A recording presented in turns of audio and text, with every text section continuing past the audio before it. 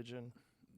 It was fascinating. Yeah. Like, just because that part of the world, like Central Asia, is like such a fascinating part of the world, like all the way back to antiquity. All the history that's like transpired, in that area. Like any chance I got to see something like somewhat historical, like there's still remains of like Greek ruins from 300 BC. Really? Yeah. In Afghanistan? Yeah. Really? Oh yeah. There was a whole. I never got to this town, but up on the Oxus River, there's been several attempts over the decades to do an archaeological excavation of the entire city, but it's a no shit Greek city in Central Asia. Wow. So when Alexander of Macedon, when Alexander of Macedon, Alexander the Great. yeah, was his campaign in Asia, so he pushed all the way to the Indus River. But what he would do along the way is establish Alexandrias. So you know Alexandria in Egypt, but there's multiple Alexandrias. Like the etymology of Kandahar, the town in Afghanistan, is, if you go back, it was Iskandahar, and Iskandahar literally means Alexandria. That was one of the Alexandrias Wow. that he established in Central Asia and all over Persia and Asia Minor, and like that was the thing. So and it was a way to kind of maintain a foothold in that part of the world, like build a city, establish like a Greek education system to educate the locals in the Greek model. So he was kind of projecting, he was in it for the long game. Like, this is part of Greece. It's going to be Greek. And the Greco-Bactrian empire, if you want to call it that, probably lasted like 100 years, and then it just fell apart. Is there like documentation of the Greek cities, the ruins in Afghanistan? Yeah. Jamie, can you pull some of that up so you can find any of that? That's fascinating. I had no idea. So the old Alexandria. So here it is. Wow. Yeah. That's incredible. Yeah. And so that's just abandoned now? Yeah. That's amazing. And this is from 300 BC? Yeah, around that. Wow. That's amazing. I had no idea. So at one point in time, that had been some sort of a thriving community. Yeah, the city on the Oxus, Icenoom. See where it says Icenoom, Wikipedia? That was the city on the Oxus. Wow. Yeah. Wow. So they had an amphitheater. Yeah, it was a full-on Greek city. That's incredible. Yeah. That is wild. And so how did they maintain it, and how did it collapse? I mean, I don't know. Look at that. That's intense, man. But that's up north in Kunduz. What is that statue, Jamie, where it says the history? Yeah. Yeah, It's a Buddha statue. The Buddhas of Bamyan, like the Taliban blew those up. Oh, right. Yeah, fuck. What a bummer. Yeah. How old were those?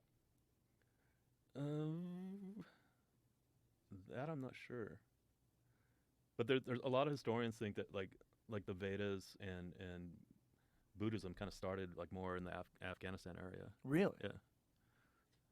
No kidding. The Vedas. Yeah. Wow. Look at all these Buddhas. Yeah. There's tons of there's some really cool. So there was this really interesting period of history of Greco-Buddhism in Central Asia. There was one of the Greco-Bactrian kings, Menander, actually converted to Buddhism, and there was this brief moment of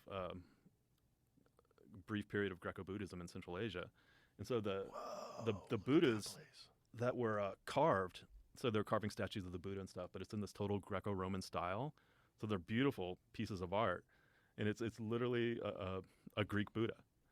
You look at it stylistically, and it's like, that's Greek, but it's a Buddha, and it's cool, flash in the pan of history. See if you can find any images of that. Are those all gone? Did the Taliban blow them all up? No, I mean these. So there's actually some at the Met, New York, that I've seen. I've seen some at the National Museum in Kabul. Look at that. So, yeah. That's so strange because it's so obviously like influenced by Greek art. Yeah, the folds in the robe and all that. Yeah. Yeah. Wow. Wow. It's really, really cool, really interesting. Human civilization is so bizarre. The rise and fall of these empires and these civilizations, and for you to go and visit it in the middle of combat must have been particularly bizarre. Yeah, like I would try to get in, do my share of, for lack of a better term, like tourism.